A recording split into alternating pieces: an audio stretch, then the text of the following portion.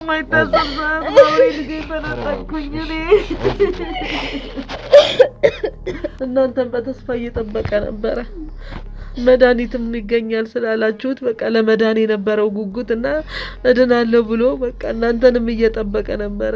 ኢቭን እኔ አንድ ማስታገሻ እንኳን ወስጄ አይበቃኝም። 2-3 ማስታገሻዎችን ወስጄ ነው እንኳን መንቀሳቀሰው። ከምንው ከሰሙነቴ ውስጥ ያ ማስታገሻ እንደሚያልቅ አላቅም። ሌሊት እንኳን መተኛት ጭራሽ የሚታሰብ ነገር አይደለም፣ ህመሙ እንኳን ማለት ነው። እትራሱ ምን አይነት እንደሆነ አልታወቅም እና ለሰፈሩ ማስጊ ነው።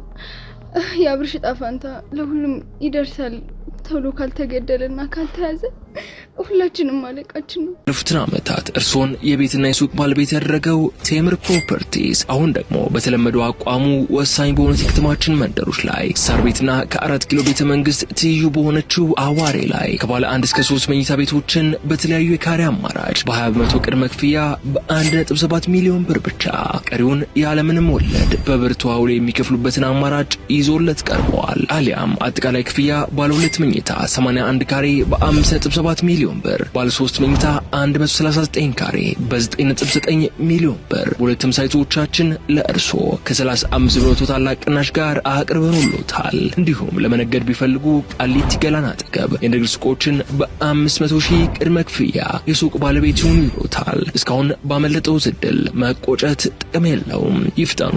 ጥሪቶን ጥሩ መሰረት ላይ ያኑሩ።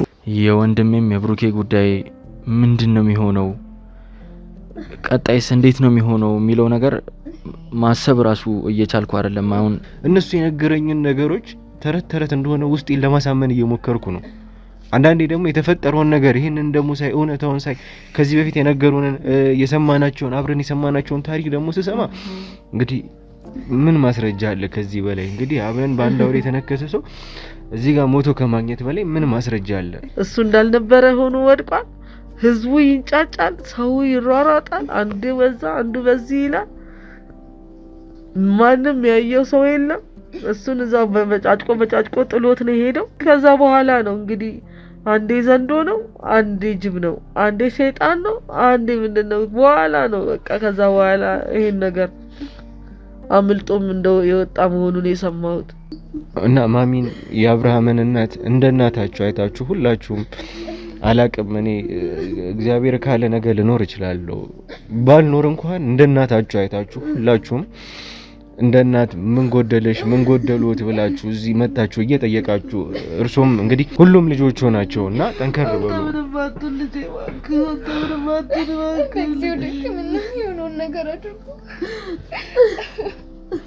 እግዚአብሔር አለ።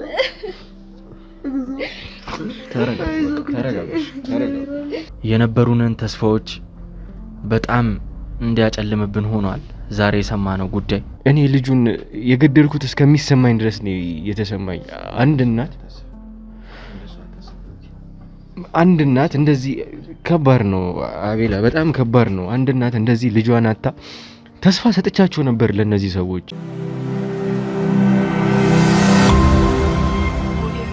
ከአውሬው የመነከስ አደጋ በኋላ የምንሰማቸው ጉዳዮች እጅግ በጣም አስደንጋጭ፣ እጅግ በጣም አሳዛኝ እየሆኑ ነው። ሰላም ጤና ፍቅር ለእናንተ ይሁን ውድ የሀገሬ ልጆች፣ ከሀገር ውስጥም ከሀገር ውጭ ሆናችሁ ይህንን ሾው የምትከታተሉ በሙሉ ሰላማችሁ እጅግ ብዝት ይበልልኝ። ብሩክ ነኝ። ዱካ ሾው ላይ እንገኛለን። የተለያዩ ማህበራዊ ጉዳዮችን እንዲሁም ደግሞ የወንጀል ታሪኮችን ሳይቀር ወደዚህ አብረን እየፈታን አብረን እንግዲህ የምንሰማበት የምናድስበት ውድ የሆነ ሰዓታችን ላይ ደርሰናል።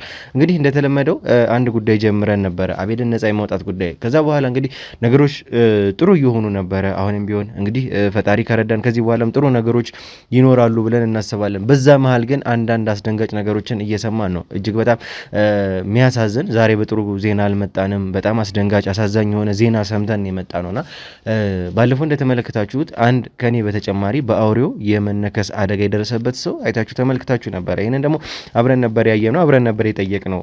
ምንድን ነበር የተፈጠረው? እንግዲህ ይሄ አውሬ ተራ አውሬ አይደለም ተባለን። ባዕድ አምልኮ የሚገበርበት የ666 ማህበር የኢሉሚናቲ ማህበር አባላት ሳይቀሩ ሳይቀሩ ለእርሱ የሚገብሩበት ማይክሮቺፕሱ ሳይቀር ከሱ እየተወሰደ የሚሰራለት የአውሬ ነበረ የተባለ ነበረ አውሬ ነበር። እንግዲህ እኛ ከገባን በኋላ የአውሬ ቤቱን አምልጦ ወደ ጫካ እንደገባ ነበረ እሱ ለመያዝ የአካባቢውን በሙሉ እየረበሸ አካባቢውን በሙሉ መቆሚያ መቀመጫ እንዳሳጣ ድምፁ ሳይቀር ሌሊት እየረበሸ በዛ ውስጥ የሚያልፉትን ሰዎች ሳይቀር እየተተናኮለ እየነከሰ እንዳስቸገረ ነበረ ከአካባቢው ሰዎች እየሰማን የነበረውን። ይህን ደግሞ ለእናንተ በቀጥታ ገልጸንላችሁ ነበረ።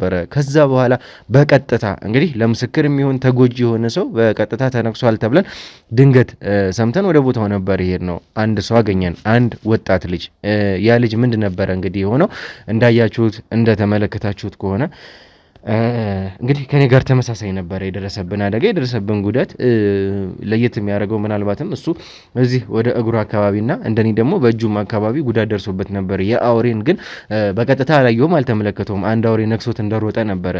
የኛም የሕክምና አባላት የኛም ዶክተሮች ያለውን ነገር ሳምፕልም ወስደው ስለ መርዛማ ነገሩ ጥረት ምን እንደሆነ ለማወቅ ጥረት ለማድረግ ሞክሮ ነበረ። እኔ ከተነከስኩበት ወይም ደግሞ ስነከስ እኔ ውስጥ ወደ ተለቀቀው መርዛማ ነገር ጋር ተመሳሳይነት ያለው በተመሳሳይ አውሬ ሳይቀር እንደተነከሰን አረጋግጠውልን ነበረ። ያ ደግሞ ከባድ ነገር ነበረ። እንዳያችሁት ደግሞ ከዚህ በፊት ተነክሰዋል ወይም ደግሞ ይሄ ነገር ጉዳት ደርሶባቸዋል የተባሉ ሰዎች እንዴት እንደሆኑ ተመልክታችኋል። ከ10 ቀን እስከ 15 ቀን ነው የሚቆዩት። እንደዚህ አይነት ነገር ከዚህ በፊትም ገጥሞን ነበረ። በህይወት የመቆየት እድል የላችሁም፣ ከቀናት በኋላ እያዳከማችሁ ከዛ በኋላ ግፋቢል እስከዚህ ቀን ነው የምትቆዩት ነበር የተባልነው። እንዳያችሁት ደግሞ ይህንን ሰው ካገኘሁት በኋላ ወደ ቤተክርስቲያን ሲሄድ ጫካ አካባቢ ነበር የነከሰኝ። ምናልባትም ከኋላ ነከሰኝ፣ እንዳጋጣሚ ሲወድቅ ደግሞ እጄንም ደገመኝ። ከዛ ሮጠ፣ ግን የአውሬውን ምንነት አላየሁትም ነበር ያለን። ያ በጣም እንግዲህ አስደንጋጭ ነገር ነበረ። እኔም እንግዲህ አንድ ሰው ከማዳን ወደ 2 ሰው ማዳን ነበረ ቀጥታ ይዞር ነው እንግዲህ ተስፋ ሰተነው ያለውን ነገር አይዞ በርታ እንግዲህ ብለነው ነበረ። ነገር ግን እንግዲህ አላቅም እኔ ምን ማድረግ ኖሮብኝ ምን እንዳላደረግኩ ከባድ ነው። እጅግ በጣም እየተሰማኝ ያለው ነገር ከባድ ነው። ምን ሊሰማችሁ እንደሚችል አንድን ሰው አይዞ እንግዲህ እግዚአብሔር አለ እኔም የተቻለኝን በሙሉ አድርጋለሁ ብላችሁ ተስፋ ሰጥታችሁት ያ ሰው ከአቅማችሁ በላይ ሆኖ አርፎ ስታገኙት ስሜቱ ከባድ ነው። የሰማነው ነገር በጣም አስደንጋጭ ነገር ነው።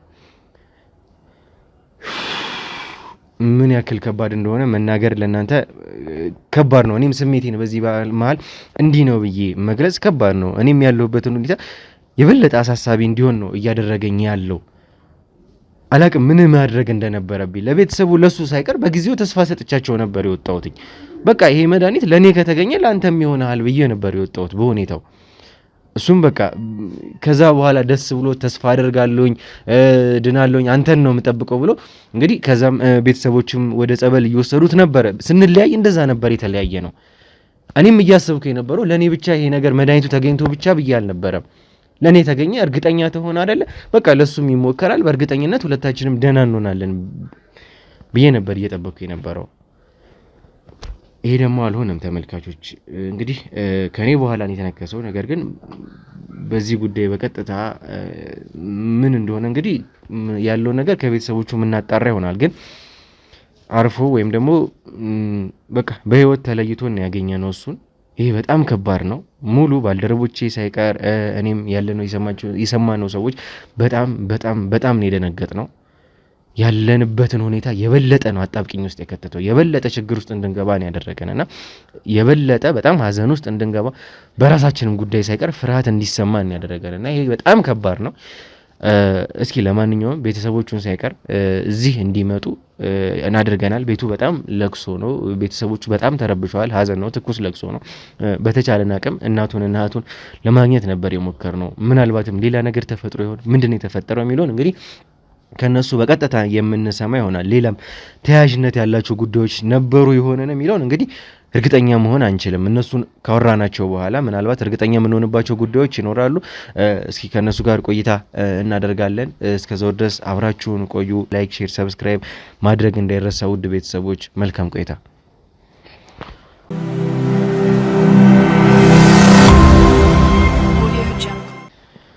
እሺ እንግዲህ ተመልካቾች የነበረውን መግቢያ ተመልክታችኋልና ምናልባትም ግዴታ ስለሆነብን ነው በዚህ ስሜት ውስጥ ሆነው እነሱን እዚህ አምጥቶ ማናገር አግባብ እንዳልሆነ ይሰማናል። ነገር ግን ያለው የተፈጠረው ነገር ደግሞ እጅግ በጣም አስደንጋጭ እጅግ በጣም ምን ማለት እንዳለብን ሁላ ለማለትም የሚከብድ ነገር ነው። ለዛ ነው እነሱንም ካሉት ከተሰበሰቡበት ቦታ ነጥለን እዚህ ድረስ ያመጣናቸው። አዘን ላይ ናቸው። እነሱ ብቻ ሳይሆን እኛም ከባድ አዘን ውስጥ ነው የገባነው። ልጄ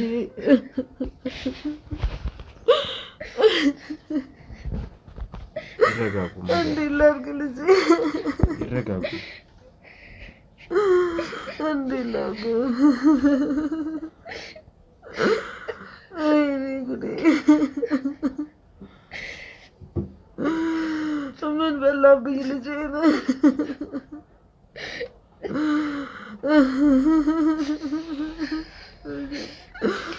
ምን ላስጠላ ልጄ ወይኔ ጉዴ ልጄ እንዴት አባቴ ላድርግ ልጄ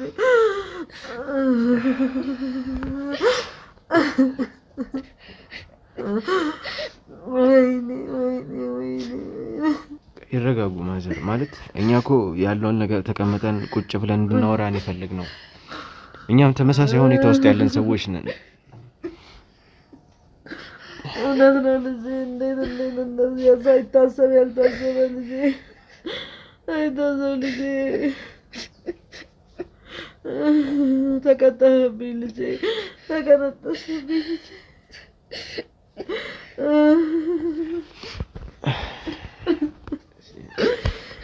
እናረጋጋቸውና እስኪ አንዴ በቃ አቋርጦ እስኪ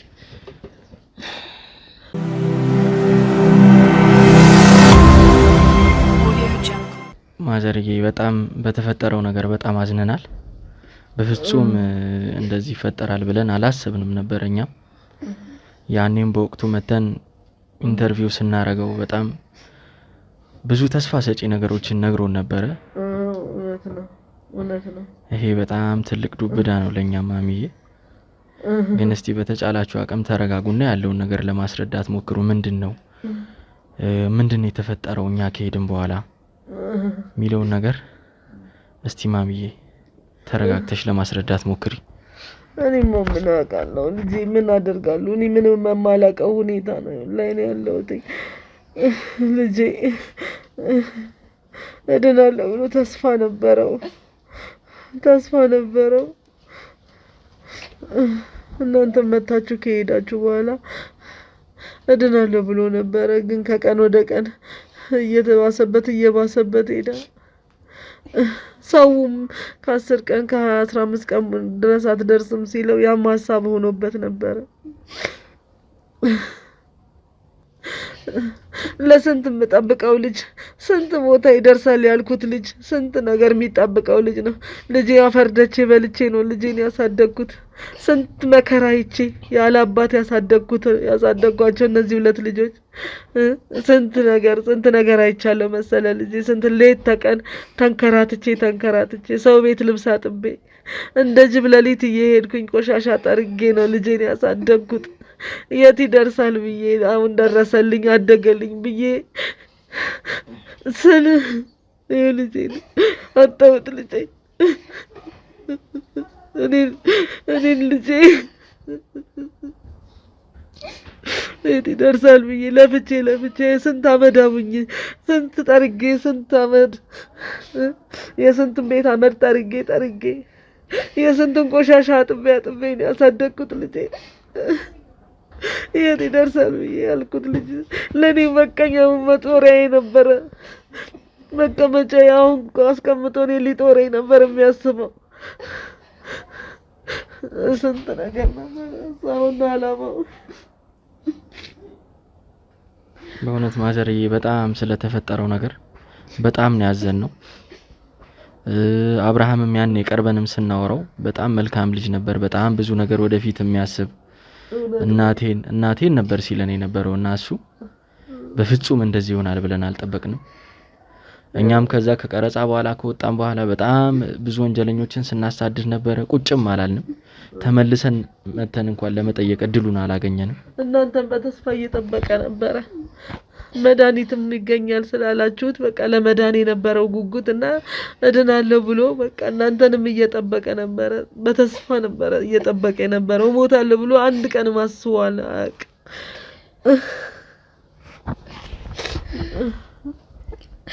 አብርሽዬ በጣም ወደው ወንድሜ ነበር።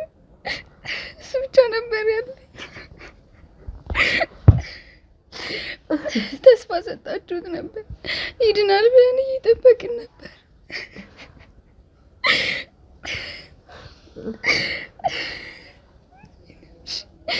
እሱ ብቻ ነበር ያለን። እማዬንም አሁን ላይ እሱ ነበር እየረዳት ነበር። አሁን ማንም የለኝም ከማዬ ውጭ።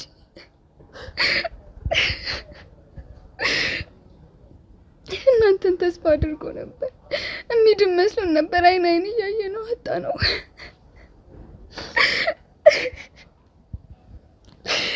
አብርሽ ላይ መለስ ሄደም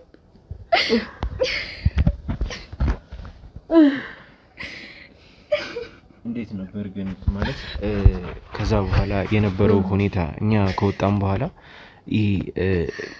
ምንድን ነበረ የተወጋው ነገር ወይም ደግሞ የተነከሰው ነገር እያዳከመው ነገር ነበረ ወይስ ምናልባትም ማስታገሻዎችን የኛም የሕክምና ሰዎች ነበሩና እነሱም ፕሪፈር ያደረጉት ማስታገሻዎች ነበሩ።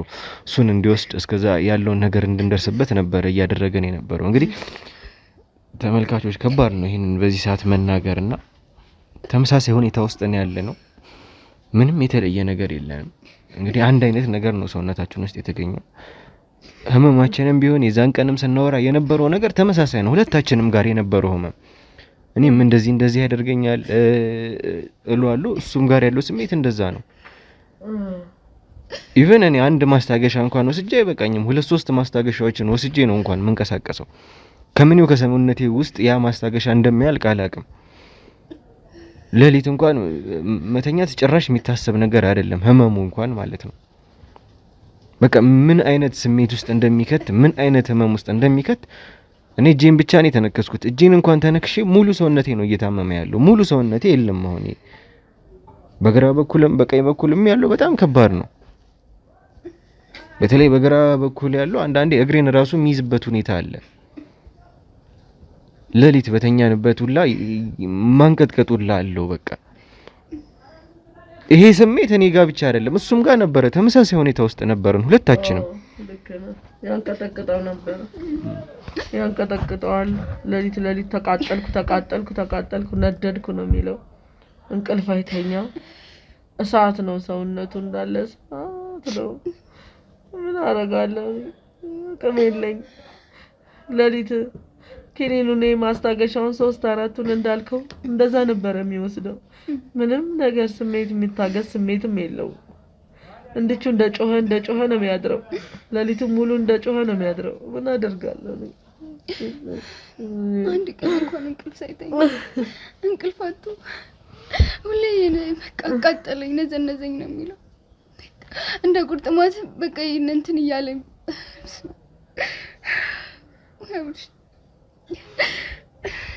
ምን ይደረጋል? ምን አደርጋለሁ? ልጄ ሳላተርፍ ቀረሁ። ልጄ ሳላድን ቀረሁ። ልጄ ለፍቼ አሳድጌ እሱ ብቻ አይደሉም ማዘር፣ እኔም እየተሰማኝ ያለው ነገር እንደዛ ነው። ቶሎ ብለህ ታከመው ልጄ፣ ቶሎ ብለህ ታከመው። የአብርሽ ዕጣ እንዳይደርስ ልጄ። እኔ ከኔ በላይ ታደርገው ነገር ቶሎ ብለህ ተሯሩጠህ እንደምንም ብለህ እባክህ ልጄ አንተ እንኳን ትረፍ።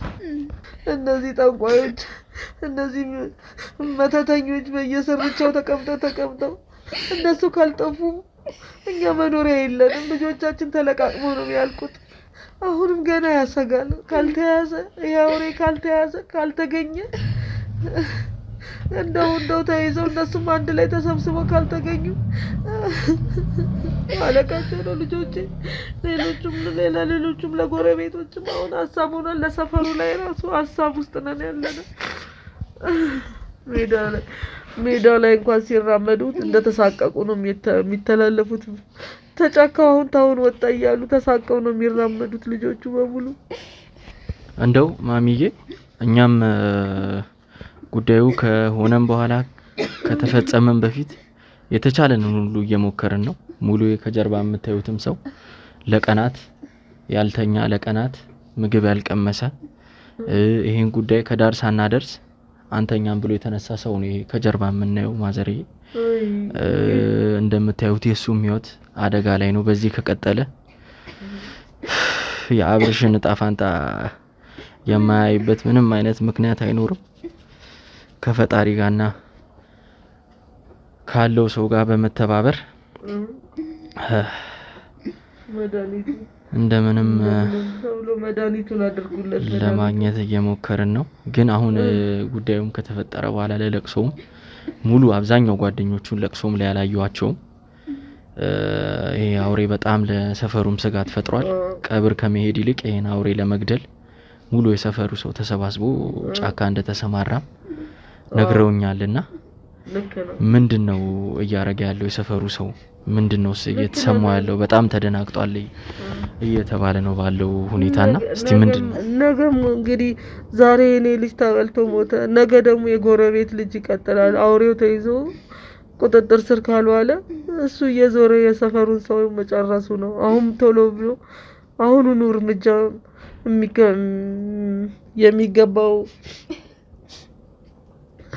እርምጃ መውሰድ ያለበት መንግስትም ይሁን ምንም ይሁን እንግዲህ መገደል ካለበትም መያዝ ካለበትም እንግዲህ ይዘው የሚያደርጉትን ነገር ያድርጉት። አለበለዚያ ማለቃችን ነው። ለልጆች ብቻ ሳይሆን ለኛም ያሰጋል። እኛም ጭራሩብ ለቀማ ብለን እንወጣለን። እሳት ማቀጣጠያ እንፈልጋለን። ጫካውን አሁን ማንም ወደዛ ዝር የሚል ሰው የለም። የሚሰማ ድምጽ አለ። እንግዲህ የሚያሰማው ድምጽና የሚያደርገውን ሁኔታ የሚያውቁት እነዚህ ጠንቋዮቹ ናቸው እንጂ እኛ ምንም እናውቀው ነገር የለም። እነሱ ናቸው ቶሎ ይዘው የሚያደርጉትን ማድረግ ያለባቸው። ቢያንስ እንኳን የአውሬው ምንነት ቢታወቅ ጥሩ ነበር። የአውሬው ምንነት ራሱ ምን አይነት እንደሆነ አልታወቅም እና ለሰፈሩ ማስጊ ነው። የአብርሽ ዕጣ ፈንታ ለሁሉም ይደርሳል።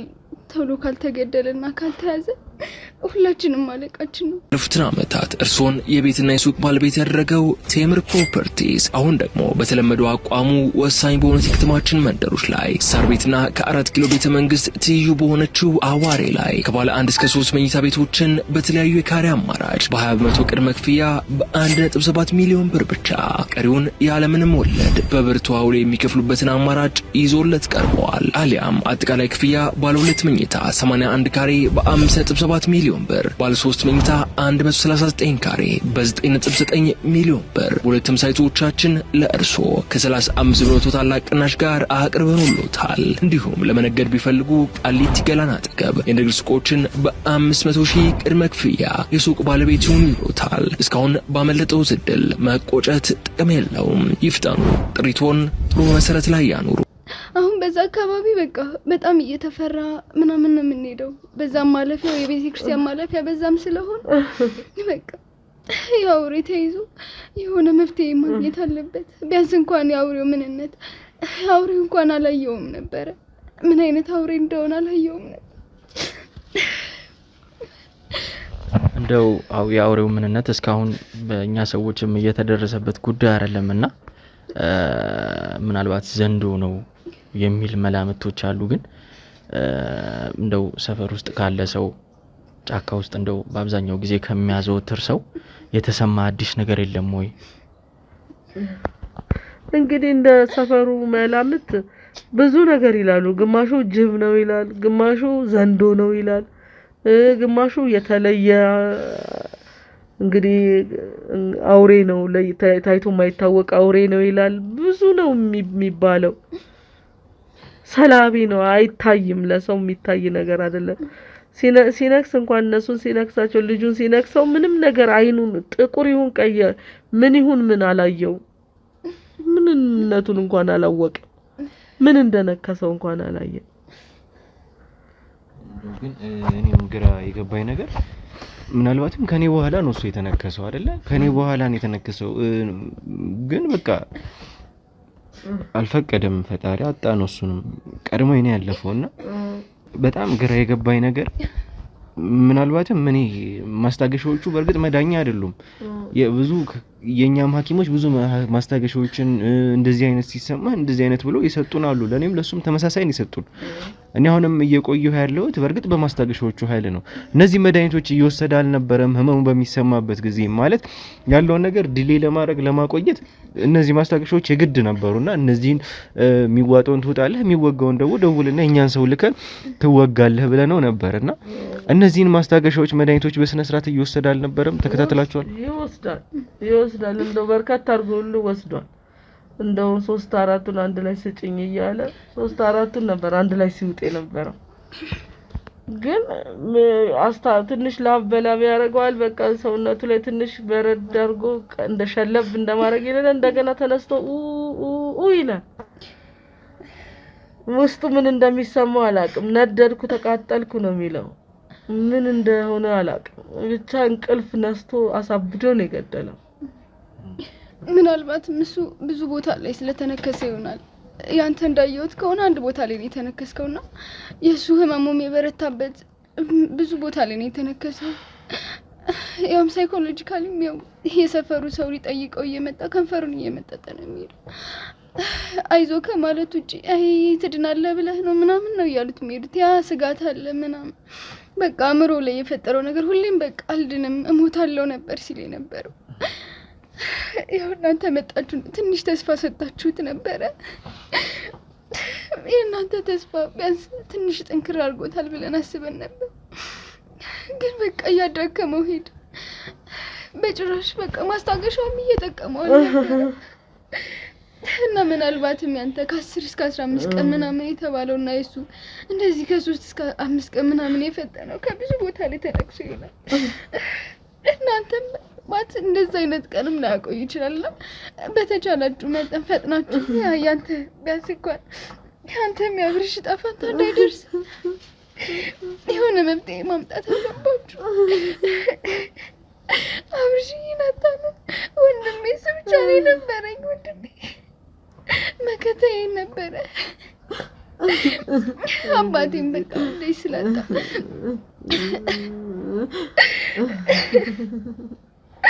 አባቴ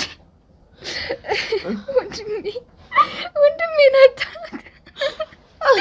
ወንድሜ አንድ ያለኝን ወንድሜ ናታት። እኔ እኮ ምን ይሻለኛል? ወይኔ ልጄ ወይኔ ተረጋጋ። ወይኔ ይድናል ብዬ እኮ ነበረ። አረጋጊያቸው። ተረጋጉ። አንቺም ተረጋጉ። ወይኔ ጉዴ ልጄ ተስፋ ነበር። ተረጋጉ።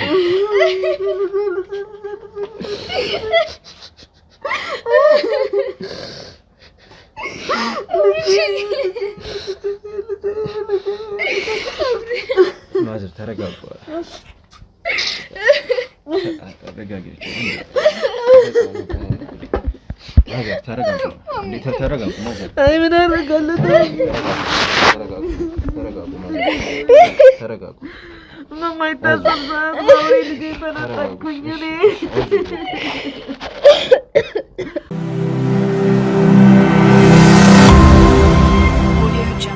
እሺ ይከብዳል ያላችሁበት። በተቻለ አቅም ግን ለመረጋጋት መሞከር መቻል አለባችሁ። አንዴ እኛ ምንም በእኛ አቅም የሚሆን ነገር የለም። ህይወትን የማሳለፍም ህይወትን የመስጠትም የፈጣሪ አቅም ነውና ሰው ሆነን እኛ የቻልነውን ሰው በሙሉ ብናነሳ በቃ አቅማችን የቻለውን ሰው በሙሉ ብናድን ደስታችን ነበረ። ግን ከኛ አቅም በላይ የሆነ ነገር ነው። የፈጣሪን የእግዚአብሔርን እርዳታ የእግዚአብሔርን አቅም የሚጠይቅ ነገር ነው።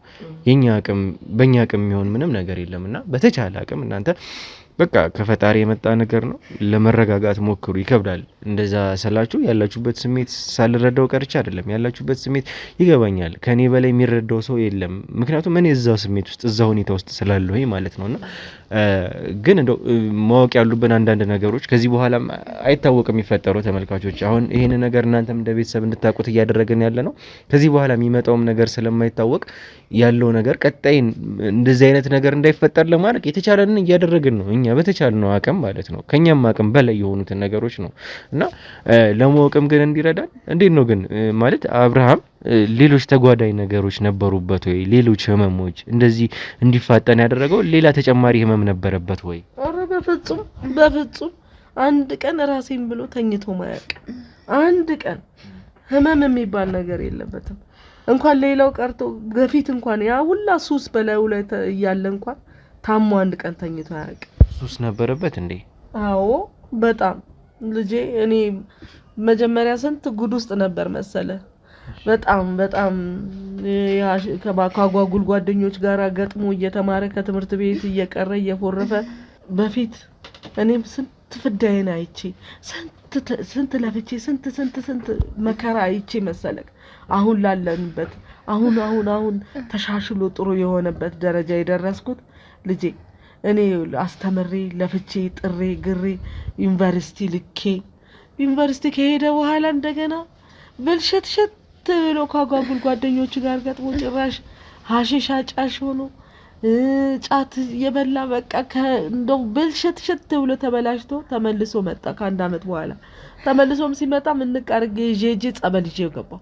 ጸበል ይዤ ገብቼ መከራዬን በልቼ አፈርደቼ ግጬ በባዶ እግሬ ሄጄ ወገቤን በገመድ አስሬ እህል ሳልበላ 2 ቀን 3 ቀን እያደርኩኝ ነው አሳድጌ አሁን ለዚህ ደረጃ አሁን ሁሉ ነገር እርግፍ አድርጎ ትቶ እናቴ ብሎ መንጃ ፍቃድ አውጥቶ እኔ ከዛም ከዚህም ብዬ ቁብ ገብቼ ብር ሳንቲም ጨማምሬለት መንጃ ፍቃድ አውጥቶ አሁን መኪና ይዞ እየነዳ ይኸው አሁን የጓደኞቹን መኪና እየነዳ ሳንቲም ማታ ሲመጣ በእጁ አንጠልጥሎ የሚመጣ ልጄ እናቴ መጣውልሽ ደንኩልሽ ብሎ አሁን ሰው በሆነበት ሰዓት ላይ አሁን ልጄ ድኖ በዚህ ሰዓት እኔ በመጦሪያው ሰዓት ለአፈር ገበርኩት። ልጄ ዩኒቨርሲቲ ተምሮ ይመረቅልኛል ብዬ ስንት ነገር መከራ አይቼ የለፋውበት ልጄ መሰለ። እንደገና ስንት አሳድጌው ስንት ነገር አርጌው ስንት መከራ ያየሁበት ልጄ ይኸውልህ ምንም ባላሰብኩት ባላወቅኩት ነው ባውሬ ተነጠቅኩኝ ልጄ። ስንት መከራ ይየው ስንት መከራ ወጣኝ። እኔ ምኑን ነግሬ ምኑን እተወዋለሁ? የሰፈሩ ሰይንገር እንደው የኔን መከራና ስቃይ እሱን ያሳደግኩበትን እንደገና ዩኒቨርሲቲ ልኬ ከዩኒቨርሲቲ እንደገና ተመልሶ ሲመጣ እንደገና እንደማበድ ሁሉ ነው ያደረገው። አረ ይሄ ልጅ ምን ሆነ ብዬ አንጠልጥዬ ይዤ ሄጄ ድኖ ትምህርቱንም ሁሉን ነገር አስተካክሎ ሁሉንም ነገር መንጃ ፈቃዱን አውጥቶ ስራ ይዞ አሁን አለባበሱ ሁሉ እኮ እንደዚህ አልነበረ። አሁን እንዳየኸው እኮ አልነበረ። ማነጋገሩም እንደዚህ አልነበረ። ንግግሩን እንኳን ተረጋግቶ አያናግርህም ነበር። አሁንማ ሰው ሆኖልኝ ሰው ሆነ ስል ተነጠቅኩኝ ማወሬ ተነጠቅኩኝ።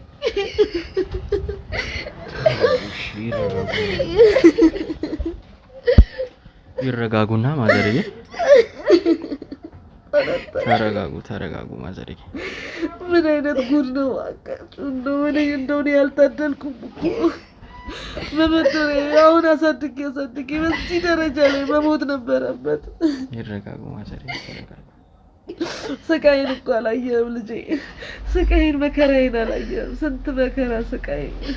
እንደው ጉዳዩን እኛም በስፋት የቆየንበት ኬዝ ነው ማሚዬ። እንደምታዩት ወንድማችን ብሩኬም ለስንት ሰው ችግር መፍትሄ የሆነ ሰው የስንቱን የተበደለ ሰው መፍትሄ ፍትህ ያሰጠ ሰው አጠገባችን ይኸው ተነክሶ ነው የሚገኘውና እንደው ከንክሻው በኋላ ከ10 እስከ 15 ቀን የመቆየት እድል እንዳለው ተነግሮን ነው እኛ ስንንቀሳቀስ የነበረው። በዚህ ሁኔታ ግን የእርሶ ልጅ በ3 እና 4 ቀን ባልሞላ ጊዜ ውስጥ ነው ልናጣው የቻልነውና ምናልባትም ይሄ የሚጠቀማቸው የነበሩት ሱሶች አዳክመውት ይሆን ወይ በውስጡ በሽታን የመከላከል አቅሙስ እንዴት ነበረ ሚለውን ነገር እስቲ በግልጽ አጥርተው ቢመልሱልን ማዘሬ ለቀጣዩ እርምጃችንም ስለሚጠቅመን። አዎ አሁን እኮ ደህና ነው። በፊት እኮ ማለት ነው ያሱሱ ምኑ በነበረበት ሰዓት ህመም የሚባል ነገር አያውቅም፣ ታሞም አያውቅም። እንደው አሁን ድኖ ሰውነቱን መለስ ብሎ ሰው መስሎ እኮ አሁን ደህና እኮ ነው። እንደው ምን አጣድፎን እኔ ውስጡን ወይ በፊት ቀደም ሲል ተጎድቶ ይሁን እንግዲህ አሁን ምንም የማውቀው ነገር የለም። ወይ መርዙ በሰውነት ውስጥ በስቶ ይሁን እንዴት እንደሆነ አላውቅም። ልጄን አንፈራፍሮ ገደለብኝ። ምንም ያወቅኩት ነገር የለም። ደህና ነበርኩ። ማስታገሻ እሱም ሰጥቶት ነበረ። እንደዚህ 10 ቀን 15 ቀን ሲባል 10 ቀን 15 ቀን ነበር። እንደው አሁን በዚህ ጊዜ ውስጥ እንዲጥድፍ አድርጎ ይዞት ይሄዳል ብዬ አስቤም አላውቅም። እንደው ማዘርዬ እኔም ይበልጥ አሁን ጉዳዩን ካስረዱኝ በኋላ በጣም ስጋት እያደረብኝ ነው። የወንድሜም የብሩኬ ጉዳይ ምንድነው የሚሆነው? ቀጣይስ እንዴት ነው የሚሆነው የሚለው ነገር ማሰብ ራሱ እየቻልኩ አይደለም። አሁን እንግዲህ በጣም ውስጤ እየተጨነቀ ነው ያለው ማሚዬ።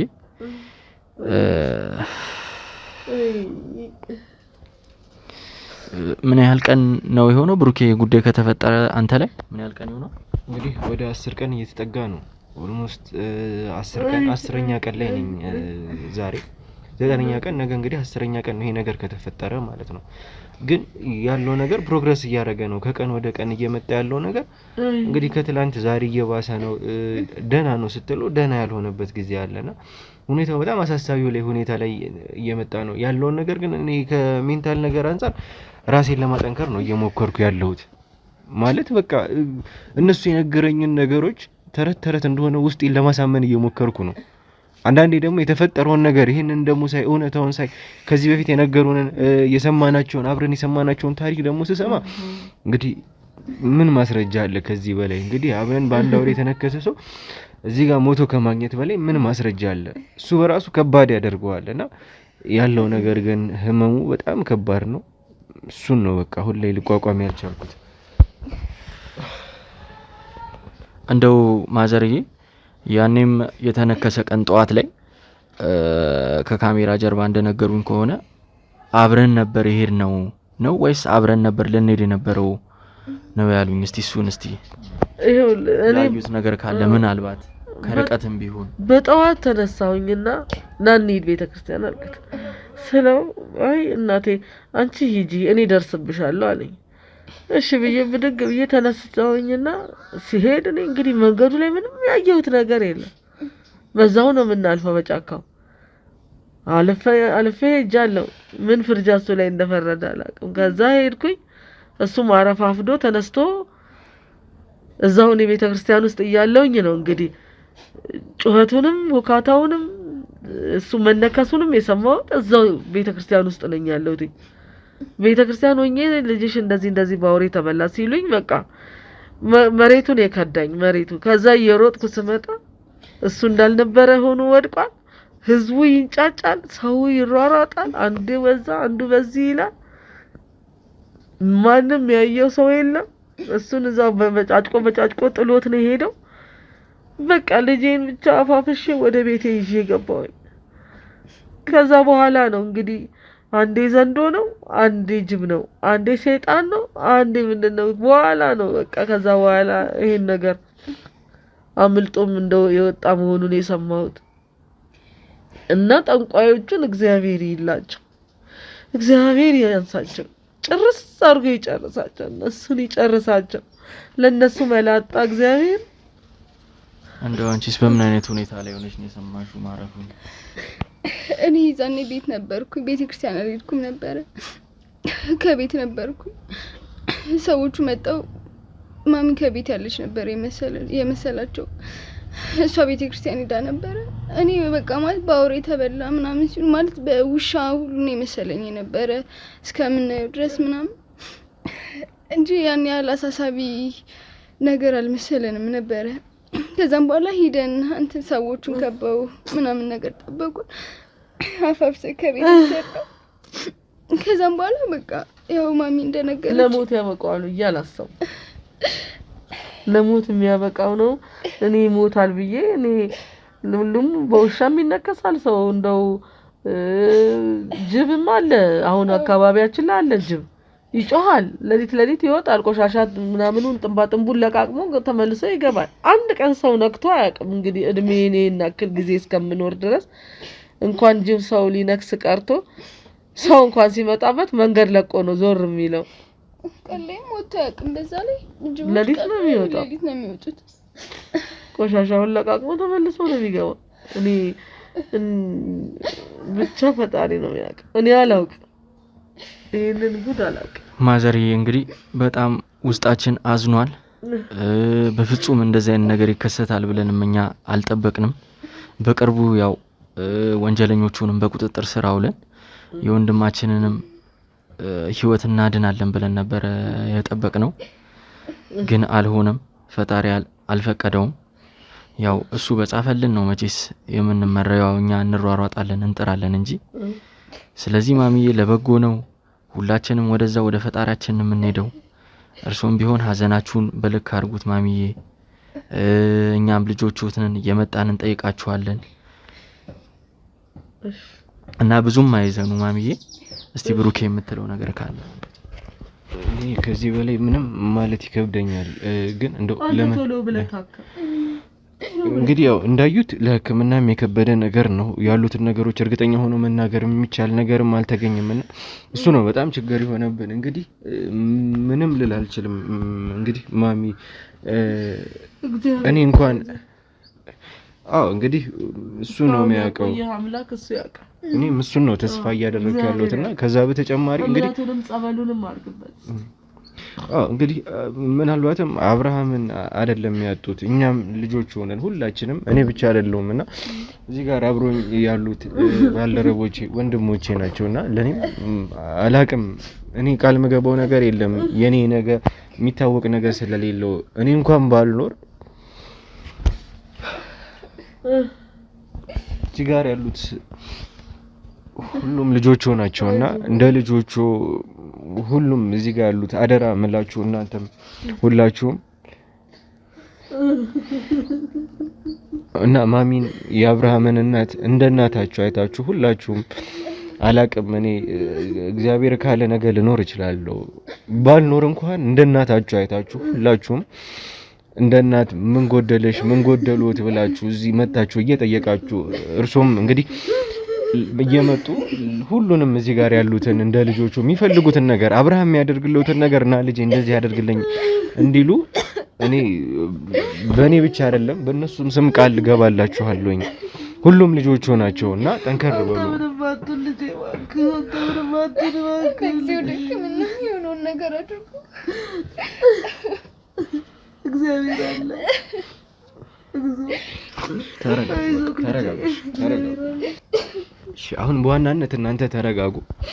ሁሉም እናንተ ብቻ አይደላችሁም። ሁሉም እዚህ ጋር ያለው አቤልም አብሮን ነበርና መቋቋም ስላልቻለ ነው የወጣው። ተመልካቾች ሁሉም ከካሜራ ጀርባ ሆኖ እያለቀሰ ነው እና ሁሉም ከአቅማችን በላይ ስለሆነብን ነው። ምንም ማድረግ አንችልም። ከፈጣሪ ጋር መጣላት የምንችለው ነገር አይደለም። ግን እንዳልነው እኛም ቃል ልንገባ የምንችለው ይሄንን ነገር ያደረጉ እዚህ በአዳም ልኮ ላይ 666ም ጨምሮ ሙሉ በሙሉ እዚህ ሁኔታ ላይ ያሉት በሙሉ እንግዲህ ለህግ ቁጥጥር ስር አቅርበን የእጃቸውን እንደምንሰጣቸው ቃል ልገባላችሁ ፈልጋለሁ። እኔም በተቻለኝ አቅም እስካለው ድረስ ያቀሜን ሁሉ ለማድረግ ጥረት አደርጋለሁ። ከዛ በተጨማሪ ግን ሁሉ ከካሜራ ጀርባም ያሉት ሌሎችም ተጨማሪ አሉ እዚህም ያልመጡና እንዳለ ይሄ አውሪዮን የሚቀልቡትን ጨምሮ ይሄንን ነገር ሙሉ ለሙሉ የሚመሩት ሰዎች እንዳለ በቁጥጥር ስር ውለው እንግዲህ ለህግ የምናቀርባቸው ፍትህ እንደምናገኝ ያ ደግሞ ሩቅ ጊዜም እንደማይሆን ይሄንን ልነግራቸው ፈልጋለሁ። ቃል ገባላችሁ። ያግዟቸዋል። የሱ ጓደኞችም የሰፈሩም ሰው ከፈለጋቸው አንዳንድ ኢንፎርሜሽን ይሰጧቸዋል። እሺ እነሱን እንደውም በዋናነት እንፈልጋቸዋለን እዚህ ጉዳይ ላይ ምናልባትም ያዩትን የአካባቢውን ሰዎች ጭምር እዚህ አካባቢ ያሉትን ሰዎች እንፈልጋቸዋለን። የምናወራቸው ነገሮች አሉ። ከዚህ ኢንተርቪው በኋላ የምናገኛቸውንም ሰዎች አሉ። ከለቅሶ በኋላ ከካሜራ ጀርባ ያለውን ነገር እንቀጥላለን። እናንተ ግን እንግዲህ እግዚአብሔር ያጽናችሁ። ሌላ ምንም ማለት የምችል የለውም። እንግዲህ ተረጋጉ። እሺ አይዞሽ። አንቺም አበርታ። በጣም ነው የምናመሰግናችሁ። ከጎናችን ነበራችሁ ከመጀመሪያው እስከሚያልፍም ድረስ እግዚአብሔር ያክብራችሁ። በጣም ነው የምናመሰግነው። የቻላችሁትን ሁሉ አድርጋችሁልናል። እስከ አሳክማችሁታል። እናንተ የቻላችሁን አድርጋችኋል። እናንተ ምንም የጸጥታችሁ ነገር የለውም። ያው እግዚአብሔር አላለውም እና ሄድ። አንተንም ፈጣሪ ይጠብቅህ። እንጸልይልሃለን። እግዚአብሔር አለ። አይዞህ ልጄ፣ እንጸልይልሃለን። እድሜ ይስጣችሁ፣ እግዚአብሔር ይስጣችሁ። ተባረኩ። እንግዲህ የምታደርጉትን ሁሉ አድርጋችኋል። ከዚህ በኋላም ለምትሰሩት ስራ ፈጣሪ ይርዳችሁ።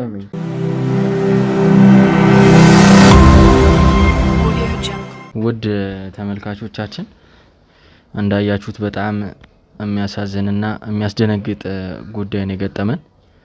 በጣም የሚያሳዝን ቤተሰብ ነው።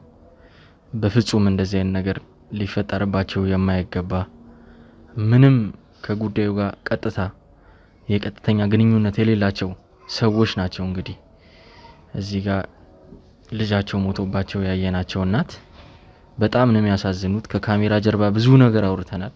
በጣም ብዙ ነገር አስረድተውናል። በመከራና በስቃይ ያሳደጉት ልጃቸው ነው እንግዲህ ይጦረኛል ብለው በማሰቢያ ሰዓታቸው ላይ ያረፈባቸው። በጣም ነው የሚያሳዝነው። በጣም ነው የሚያስደነግጠው። እንግዲህ ይሄንን 2-3 ቀን ከአቤል ጋም ያዘጋጀነውን ፕሮግራም አይታችኋል። የሄድንበትን ርቀት አይታችኋል። ብዙ ተስፋ ሰጪ ነገሮች ነበሩ። ወንድማችን ብሩክ የሚድንበታል ብለን የጠበቅናቸው ብዙ ነገሮች ነበሩ። ዛሬ ግን የሰማናቸው ነገሮች በጣም አስደንግጠውናል። የነበሩንን ተስፋዎች በጣም እንዲያጨልምብን ሆኗል። ዛሬ የሰማነው ጉዳይ ከጀርባ የምታዩት ሙሉ ክሩ ተደናግጧል። እንደው በጉልበታችን ተዋግተንም በመሳሪያም በጩቤም ተፋልመን የምናቆመው ነገር አልሆነም። ይሄ መንፈሳዊና የጥንቆላ ነገር ነው እና ብሩኬም ከዚህ በፊት የነበረው ኢነርጂ አሁን ላይ እንግዲህ የለም። ተመልካቾቻችን ሁላችሁም በጸሎት እንድታግዙ እንላለሁ። ከዚህ በላይ ምንም አይነት ነገር መናገር አልችልም። ከካሜራ ጀርባ ብዙ መስራት ያሉብን ነገሮች አሉ። አሁንም ቢሆን ይሄ ነገር ይፈጠር እንጂ ብዙ የምንሯሯጥባቸው ጉዳዮች አሉ። አሁንም ቢሆን ተስፋችን አልጨለመም። አብሮን ነው፣ ብሩኬም ከጎናችን ነው። ስለዚህ ምንም ተስፋ የምንቆርጥበት ነገር የለም። ቀጥታ ወደ ስራና ጠንቋዮቹና የአውሬውን ቀላቢ ወደ ማሳደድ ነው መሄድ ያለብን። እስቲ ብሩኬ ምን ትላለህ በዚህ ጉዳይ? አንድ ሀሳብ ንገረኝ። ለኔ በጣም ከባድ ነው። ዱብዳ ነው የሆነብኝ። ማለት እኔ ልጁን የገደልኩት እስከሚሰማኝ ድረስ ነው የተሰማኝ። አንድ እናት እንደዚህ ከባድ ነው አቤላ፣ በጣም ከባድ ነው። አንድ እናት እንደዚህ ልጇን አታ ተስፋ ሰጥቻቸው ነበር ለነዚህ ሰዎች። ማለት እኔ በቃ ልጆትን ማዘር ምንም ችግር የለውም ለኔ የተገኘ መድኃኒት ለርሶም ልጅ ነው ብዬ ያንዳንዱ ነገር ቃል ገብቼላቸው ለሱም ትድናለህ በቃ አይዞኝ ምናምን ብዬ ተስፋ ሰጥቼው የሰጠው ተስፋ የውሸት አልነበረም። እኔ ተስፋ ስሰጠው የተሰማኝን የኔን ነገር ነበር የነገርኩት። እኔ የነበረኝን ነገር በፈጣሪ ተስፋ እያደረኩ እንዳይሆን ነበረ። እኔ ጋር ያለውን ሞቲቬሽን እኔ ጋር ያለውን ኢነርጂ ነበር ለሱ የሰጠሁት። የምሬን ነበር እንደዛ ያልኩትኝ በጊዜው። በቃ አይዞ ምንም አትሆንም፣ እግዚአብሔር አለ፣ እኔ ጋር መድኃኒቱ ይገኛል ብለን እንግዲህ አንተኛም ያንን ሁላ ነገር እያደረገን እንደዛ ይሄ ነገር ሲመጣ ዱብዳ ነው። ምን ላድርግ እንግዲህ ፈጣሪ አይደለው ሰው ነኝ። ይሄ ልጅ ባድነው ደስ ይለኛል። ብሩኬ በዚህ ህመም ላይ ጭራሽ እንደዚህ አይነት ነገር እያሰብክ ራስን መጉዳት የለብህም በፍጹም። ፈጣሪ የፈቀደው ነገር ነው የሆነው። አንተም ተይዛል፣ ተነክሳል። ዛሬ ነገ ሞትኩ እያልክ እያሰብክ ባለበት ሰዓት ነው ይሄ ነገር የሆነውና በፍጹም የኔ ጥፋት ነው ብለህ እንዳታስብ አውቃለሁ። ከካሜራ ፊትም ከካሜራ ጀርባም የተቻለህን እየጣርክ ነበር፣ እየሞከርክ ነበር። ህመሙ ሳይበግርህ ምንም አይነት የህመም ስሜት እየተሰማ አይተነዋል።